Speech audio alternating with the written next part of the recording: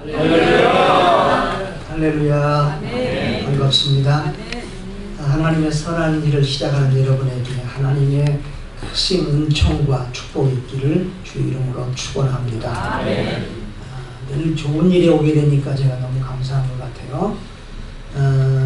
1년 반 전에 와서 제가 그때 이 예배당 건축할 때 기본 예배 설교를 했습니다. 그런데 얼마 전에 만나니까 또 비전센터 교육관을 건축한다고 해서 기쁨 반, 걱정 반 이렇게 됐습니다.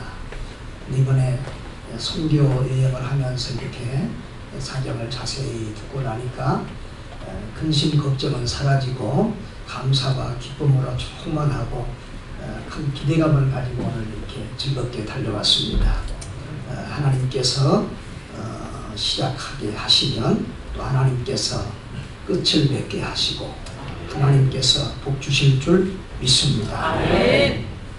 오늘 본문의 말씀은 우리가 잘 아는 말씀입니다.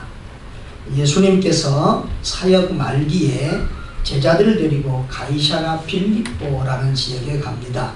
그것은 우상들이 있고 이렇게 상당히 영적으로 좋지 않은 곳입니다. 그런 곳에서 예수님은 누가 진짜 신냐를 묻습니다. 제자들에게 사람들이 나를 누구라 하느냐라고 물어봅니다. 그때 제자들이 사람들의 일반인들이 예수님을 보는 것에 대해서 이렇게 말합니다. 어떤 사람들은 세례 요한이라고 하고요. 어떤 사람들은 엘리야나 예레미야나 어떤 다른 선지자 중 하나라고 그렇게 말하던데요. 그러니까 그러면 너희는 나를 누구라 하느냐? 너희는 나를 누구라 하느냐? 그렇게 물어봅니다. 사실 여러분 예수 그리스도가 누구인가? 예수 그리스도가 누구인가는 우리 복음서의 가장 중요한 질문입니다. 여러분 자신에게 한번 질문을 던져보십시오. 예수 그리스도가 누구입니까? 그 예수 그리스도가 또 여러분에게 어떤 분이 되십니까? 그 예수 그리스도를 누구냐고 알고 어떻게 고백하느냐에 따라서 우리의 신앙과 인생과 삶이 또 내세가 완전히 달라지는 줄 믿습니다. 예수 그리스도를 바로 알고 그 예수 그리스도를 나의 구주로 믿고 섬기는 이들에게는 이 땅에서도 천국의 기쁨을 누리는 축복이 있고 또 영생의 복이 있는 줄 믿습니다. 너희는 나를 누구냐라고 하는 이 예수님의 질문에 베드로가 주는 그리스도시여 살아계신 하나님의 아들이십니다 라고 하는 아주 역사상 제일 아름다운 신앙의 고백을 합니다. 그때 예수님이 바요나 시몬아, 요나의 아들 시몬이라 말이지요. 네가 복이 있도다. 너에게 이것을 알게 하니는 혈육이 아니요 하늘에 계신 내 아버지다. 다시 말하면 예수 그리스도를 믿고 고백하는 것은 아무나 할 수 있는 일이 아니라는 겁니다. 그것은 하나님께서 성령님께서 그 마음을 주장해 주셔야만 믿을 수 있고 고백할 수 있다는 것입니다. 그 복이 복 중에 최고의 복이라는 것이지요. 여러분 그 복을 받으셨습니까? 그 복을 받으셨습니까? 여러분 참 복 있는 사람인 줄 믿습니다. 자, 그런데 그 말을 마치신 후에 예수님께서 너는 베드로라, 내가 이 반석 위에 내 교회를 세우리니 라고 했습니다. 이 반석 위에 누구 교회를 세운다고요? 내 교회, 주님의 교회를 세운다는 것. 이 교회는 베드로의 교회가 아니고 사람의 교회가 아니고 주님의 교회라는 것입니다. 양곡 사랑의 교회가 손순원 목사님 교회도 아니고 장로님들 교회도 아니고 우리 주님의 교회인 줄 믿습니다.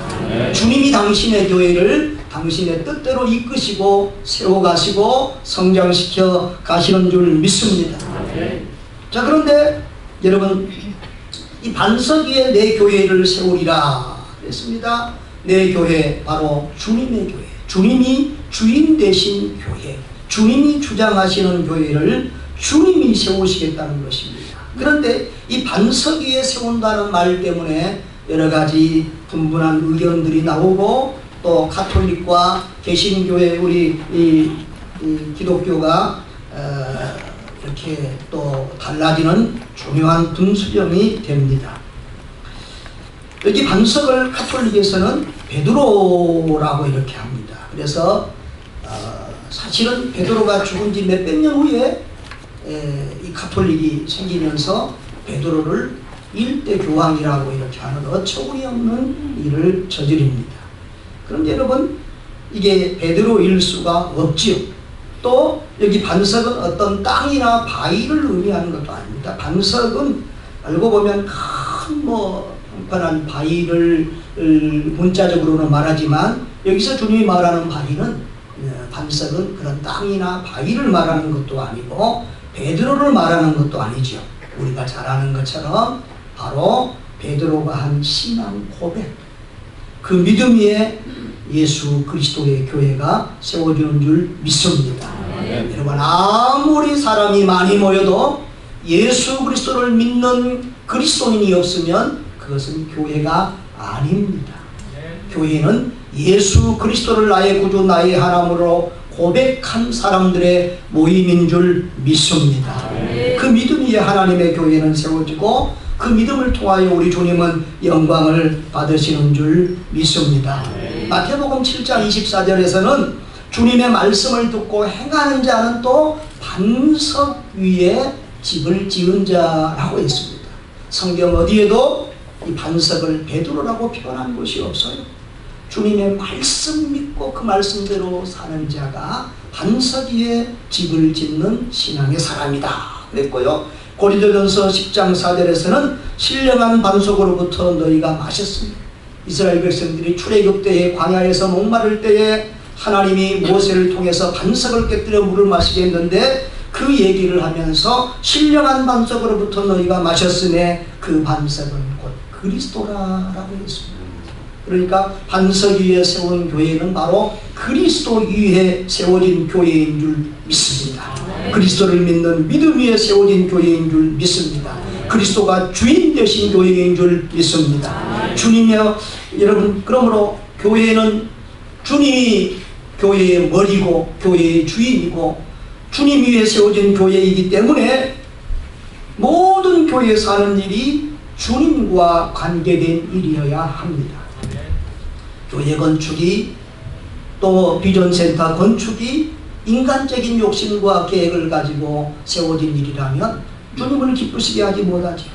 그러나 그것이 정말 주님의 영광을 위하여, 주님의 교회를 위하여, 영원 구원을 위하여 정말 주님이 귀하게 여기시는 다음 세대를 세우기 위한 비전을 가지고 세우는 그런 일이라고 하면 우리 주님이 기뻐하시고 그 일을 당신의 일로 하시고 당신이 그 일을 주장해 가실 줄 믿습니다. 여기 18절에는 보면, 19절에는 보면 내가 천국 열쇠를 내게 주리니 내가 땅에서 무엇이든지 매면 하늘에서도 매일 것이요 내가 땅에서 무엇이든지 풀면 하늘에서도 풀리라라고 말씀하셨습니다. 이 말을 쉽게 얘기하자면은 교회는 하나님이 주신, 그리스도가 주신 교회의 권세가 있는데 그 교회의 주인이신 주님의 뜻대로 하면 그대로 이루어 주신다는 거예요. 이 하나님의 전 건축이 주님의 뜻대로 하면 주님께서 이루어 주시겠다는 거예요. 비전센터 건축이 주님의 뜻이면 주님이 이루어 주시겠다는 거예요. 저는 우리 아까도 말했지만 얼마 전에 만났는데 교육관 비전센터를 건축해야 되겠다고 해서 정말 기쁨 반 걱정 반 그랬습니다. 어떤 가수는 공기 반 소리 반 그렇다는데 저는 그 말을 듣고 기쁘면서도 걱정이 1년 반 됐는데 아직 빚도 많은데 어떻게 또 건축할까 하는 그런 염려가 많이 됐습니다. 그런데 여러 가지 상황에서 필연적으로 지금 교육관이 필요하다. 그래야 젊은 세대들이 정착하고 또 교회가 이렇게 빠르게 성장한다고 해서 그렇게 되어지기를 기도했습니다. 그런데 이번에 선교지를 같이 돌면서 이렇게 얘기를 들어보니까 지금 곧 기공예배 건축을 앞두고 있다는 겁니다. 아니 그렇게 임박한 상황에서 이렇게 선교를 왔느냐라고 했더니 당회를 했는데 당회를 또 할 때 저도 하나 배웠어요. 그래서 저도 이번에 이제 이번 주일날 중요한 당회를 해야 되는데 손철원 목사님이 또 이렇게 교육관을 한다고 그러니까 저도 우리 교회 옆에 유치원이 있는데 40년 된 우리 은평구에서는 유명한 유치원입니다. 한 120평 땅 되는데 우리 교회에서 사라고 그래서 좀 사기로 결정하는 당회를 이제 이번 주일날 하려고 그래요. 일단 서울은 조금만 되면 한의식업 돼버리니까요. 그러니까 한의식업 되는 일을 또 이제 다시 결정을 해야 되는데 그런데 목회를 해보면 이 당회원들의 마음이 먼저 어떻게 움직이느냐는 것은 굉장히 중요하더라고요. 목회를 쭉 해보니까 지금 저희도 이제 성전을 이렇게 준비하면서 몇 번을 땅을 샀다가 또 팔고 예배당을 또 계약했다가 또 해야가고 이런 일들이 있었는데 그 몇 번의 과정 속에서 저는 깨달은 게 있었어요. 장로님들이 기쁨으로 하자고 하는 것이 하나님 기뻐하신 일이더라고요. 근데 어떨 때는 땅 살 때 또 어떤 예배당 계약할 때 장로님 한 분이 찝찝해 하는데 설득해가면서 밀어붙여가면서 했어요. 그런데 억지로 막 밀어붙여서 하는 일은요 나중에 별로 좋지가 않더라고요. 제가 그걸 경험했어요. 그래서 앞으로는 저도 너무 급하게 하지 말고 장로님들이 기쁨으로 오케이 하라면 좀 기다리고 이렇게 해야 되겠다 그런 생각을 하고 있는데 우리 손 목사님도 그런 얘기를 해요. 이번에 사실 교육관 건축에 대한 당회를 하면서 장로님들이 반대하면 때가 아니다 그러고 안 하려고 했는데 장로님들 또 우리 손 목사님은 또 중요한 당회를 할 때는 또 장로님 부인 권사님들과 같이 한다고 권사님이 적극적으로 목사님 이상으로 적극적으로 하자고 그러고 이런 뭐 재정 준비나 이런 것을 아주 적극 협력해 주셔서 또 목사님 다녀오세요. 선교 다녀오세요. 우리가 준비해 놓겠습니다. 이렇게 해서 왔다는 그 말을 듣고 얼마나 기쁘기도 하고 부럽기도 하고 야 나는 왜 저런 권사님 왜 저런 장로님 없어 그런 생각도 들고 그랬습니다. 그런데 제가 거기서 참 기쁘게 생각하는 것은 장로님들과 권사님들의 마음이 저렇게 기쁨으로 감동이 됐습니다. 이것은 분명히 하나님이 기뻐하신 일이고 때가 된 일이고 그리고 하나님이 이루어주신 일이다. 교회의 주인 되신 주님이 기뻐하시고 이루신 일이라 이런 확신이 들었습니다. 에스라서 1장 1절에 보면은 하나님께서 고레스의 마음 이방의 왕 저 페르시아 바사의 왕 고레스의 마음을 감동시키시네. 고레스가 그 유다의 포로들을 풀어줄 뿐만 아니라 하나님의 성전을 건축하게 하신 것을 볼 수 있습니다. 여러분 하나님이 사람의 마음을 감동시키시면 이방인의 왕을 통해서도 하나님의 전을 건축하게 하시는 줄 믿습니다.